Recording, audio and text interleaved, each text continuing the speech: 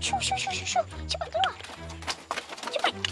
Keluar. Ni kenapa ni? Macam mana aku tak marah? Habis dia lepas ayam aku semua. 30 ekor tahu? 30 ekor? Ya, 30 ekor. Sekarang aku nak kau bayar ganti rugi aku. Kejap. Setahu saya, reban Pak Mat kecil je. 30 ekor ke 3 ekor je ni? Aku punya ayam, aku punya sukalah.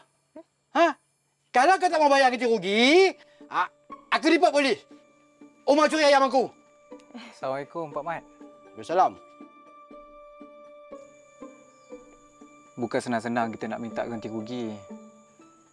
Dan bukan senang-senang juga polis nak bertindak.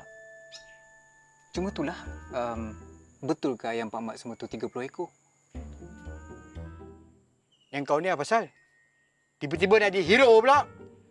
Firman Allah Subhanahu Wa Taala, celakalah bagi orang-orang yang suka menipu ni.